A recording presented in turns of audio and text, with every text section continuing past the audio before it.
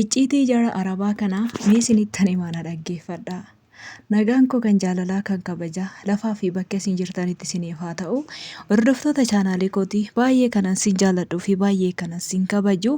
Akkam nagaa keessaniin nagaa kooti obboleettiin teessanii baga nagaa taatan isiniin jedha. Warroonni aaraa arra mana koo dhuftan asuma ammaa mila koo ta'u hin dagatinaa warri dursa jirtan immoo laa'ikii illee godhaan isiniin jedha.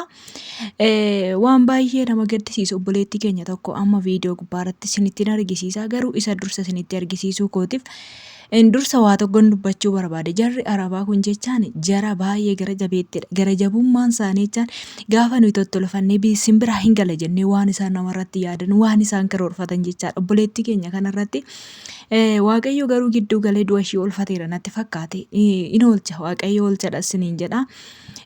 Micayyoon tuni micayyoo miti bar daa'ima miti turama nama cimtuudha. Meeqaa viidiyoo ishiitti asin dabarsaa gara viidiyoo ishiitti turame isa dhaggeeffadhaa irrattan isinii dubbadha isiniin jedha. Waa tokko waan isin barbaachisu keessattuu gaafa gara biyyaa galuudhaaf karoora qabdan icciitii isaanii isinittan hima jechaadha. Waan baay'ee isinitti haasa'a irraa fudhadhaa isin fayyadaa isiniin jedha. Warri baay'ee na jaalatan akka fudhattan nan beeka. Warri kaan immoo maamiti isin fudhatinaay sin gaafa isinirra ga'e fudhattu har'a miti kan fudhattan isiniin jedha. Gara viidiyoo sanatti isin dabarsee jira. Viidiyoo sana wajjin yeroo gaarii qabaadhaa. Waan mica'oo tanarra ga'ee Waaqayyo gidduu galee in oolcha jennee kan abdanneef kan Yarraa ona dhabdan dhugaa rabbitti isin jedha waraqata illee qabu alaan jira. Sagalee naa taatanii akka na barbaadan dhugaa isin jedha lookeeshin ijoollee daanaan ergaa fi obboleettiin erga jalaa duute mucaa warraan hojjedhu jiini lama jimaata dhufu jechuun amma ani dhangalaa biyya biraatiin deemaa. Kuwetoo banamte faa kuweetiin deeman jedheen jimaata baay'ee bahanan deeman jedheen nama filadhaaban jedheen. Amma duratti wayyaa isaa ganaan tokko isaa kafanni kiyya tokko famee dheen tokko famee jedheen naa fidii kootuu naan jedhe. Abbaan kiyya akka fidee dhumne ati fidii kootuu naan jedhe. Ishiitti beetitti siifannisan jedhe sagal kufinatti natti ol deebi'a. Qalawwaa lama jechuudha takka xiqqishu takka guddoo barga qabaa fidee dhufee kushiinatti natti agarsiise. Kaza obboleettiin xiyyaa si barbaaddi aduu kan galtaa obboleettiin beekaleedhaa si galte. Akkuma dhaggeeffattan micayyoon Dubaayii keessa kan hojjettudha. Akkasuma waraqaalee kan hin qabne gara biyya koon gala jettee gaafa isheen itti dubbattu keessatti doorsisuudhaaf yookaan miidhuudhaaf itti tarkaanfatanii jiru. Waaqayyo oolchadha waan hundumaaf iyyuu. Ijoollee keenya yeroo biyya galuudhaaf qophii xumurtan yookaan nan gala jettanii gaafa murteessitan warri kun warra na jaallatudha warri kun warra na amanuudha jettanii harkatti kennataniitoo kaleessa yoo sin jaallatan isaanii har'a gaafa ati nan gala jetti gammachuu keen jaallatan yoomuu mallee taana warri Arabaa kun jechaadha. Kanaaf ani nan gala jettaniitoo yeruma murteeffatan sana galeen deebi'adhaa tikkeetta kuchisiisati afuu barbaannan jechaadha. Deebuu barbaannes deebuu dandeessu garuu galeen deebi'adhaa tikkeetta kuchisiifadha. Isheen kunillee micayyoo waraqaa hin qabdu bakkeerra kan hojjettu jechaadha. Dhugaa waan garaana nyaate keessa anillee yoon du'e homaa miti dhala koo ijoollee koo sadantu karaatti na jalaa afa karaa eegaa na jalaa afa malee jettee dubbatte baay'ee tokko garaana nyaatte miskiina dhugaa dubbachuudhaaf innaa kanaafuu yeroo galuu kaata waan barumsa isinii ta'u tokko isinii qabaddeef ani amma yeroon gale tokko keessatti galeen deebi'een tikkeetta dhaqaa gala kuchisiise nama na jaallatu nama hin jaalladhu nama kabaju nama na kabaju garuu amma barbaade yoo si jaallata nama barbaade yoo si kabajje Araba jechaan Araba. Egeessaniittu simmiti isaan ofuma isaaniiti jechaadha.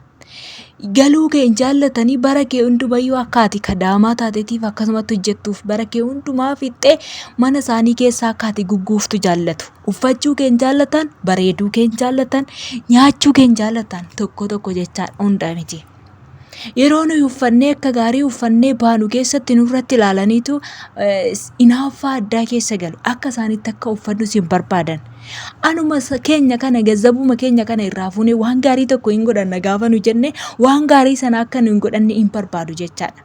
Boleettiin kun amma galuudhaaf ishiin kan murteeffatte nan galaa nama barbaadadhaa jetteeni jara kana amantee waarratteetu nama barbaadadhaa ani nan galaa jettee itti haasofte.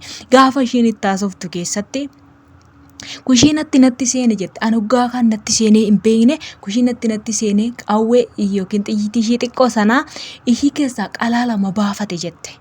Yeroo sana keessatti ani dirriq jedhee tanan maalidha jedhee tanan na sajjiisee of ajjeesuuf immoo maali yaa rabbi jedhee tanan inuman dhaabadhee nan sodaadhe jette. Adaraa keessan sagalee naa taati lubbuun kiyya yoon du'erree reeffa kiyya akka nagashitanii ani waraqaallee hin qabu jettee dubbatte obboleettiin kun jechaadha. Kanaaf nan galattanii waan tokko ittiin murteessina isaanitti naasaatanii inaasayitanii jechaadha. Icciitii keessan isaanitti himatina. Dhugaa rabbi ijoolleen keenya baay'een icciitii biyya keenyaafaa icciitii jireenya keenyaafaa itti haasoftu itti naasayina. Jaaladhaa malee yoo isin jaalataniyyuu itti naasayina. Mijoo tokko waan na dhibe keessaa maal jetteetti itti haasofte siitan. Araboota kanatti jechaadha gaafa isaan dhufanii na gaafatanii lakkii akkasumiti jedhanii itti haasayan immoo jechaadha. Innaa maal jettee itti haasofte araba waan ishii jaallataniif itti haasofte bara. Isin shintibeetii biyya keessaa akkanatti hin qabdanii isin mana akkana ijaarrattanii qabdanii bakkee teessanii fincooftu bakkee teessanii bakka waan hunda jedhaniin. Achi waan jennaaniin ni nuyi akkasii nuyi hin qabnu maayyuu hin qabne jettee icciitii biyya keenyaa faggoote itti himte jecha. Gaafa sana dhufanii na gaafatan. Gaafa isaan dhufanii na gaafatan wuyi qabna. Maali jira mana keenya jira biyya keenya maal ta'e dhabama mana an akkanaas qabna. Edhee tana suuraa an Finfinnee keessatti argisiise. Isa baadiyyaa keessaa maaf itti odeessitu sin? Suma Finfinnee keessatti odeessitanii dhugaa rabbi micoo sun akkasitti nu xiqqeessite waaqa rabbi. Akka barbaadayyuu haa ta'u bakka shoo icciitii biyya keenya isaanitti ni mina nama kana nan jaaladhattanii ni mina.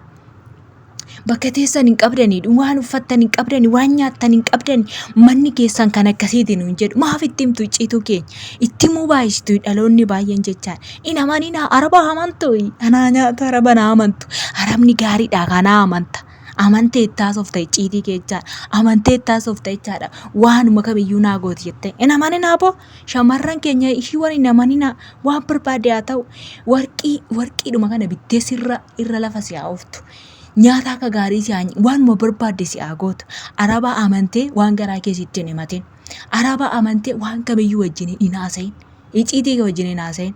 Ani dhaloota akkasiin jaaladhu dhaloota icciitii micayyoo san baay'eetti qabame jechaadha. Waan hunda fakkitti goote gaafa isaan nattaasaan namni ormeeni.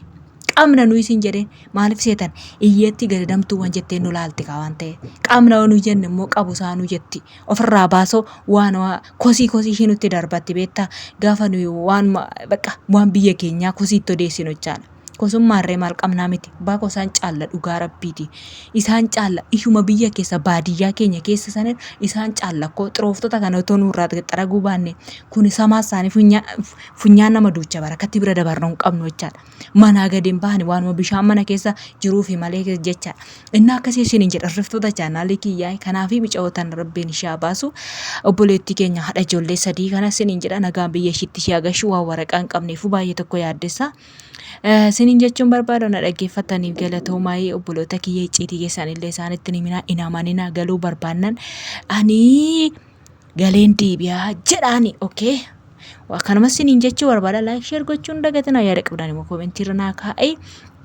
Adaraa keessan obboleettii kiyya tokkoof adaraa akkuma amantii keessanitti du'aa godhaa fi kadhata godhaa fi obboleettii kana dhiigna afaanii funyaaniin amma ammaatti keessaa jigaa jira ishiin kaleessa viidiyoo hojjedheef jechaadha. Adaraa keessan baay'ee isaatiif fagoo deemsisaa namni achi dhaqee fuudhullee hin dhabamee jira siniin jedha. Kanaan sinin jechuu barbaada yeroo gaarii naaf qabaadhaa yaada qabdan immoo komentii jala naaf kaa'i baay'ee sin jaaladha baay'ee sin kabaja baay'ee turtii gaarii like share maamila ta'uu hin dagatina baay'ee.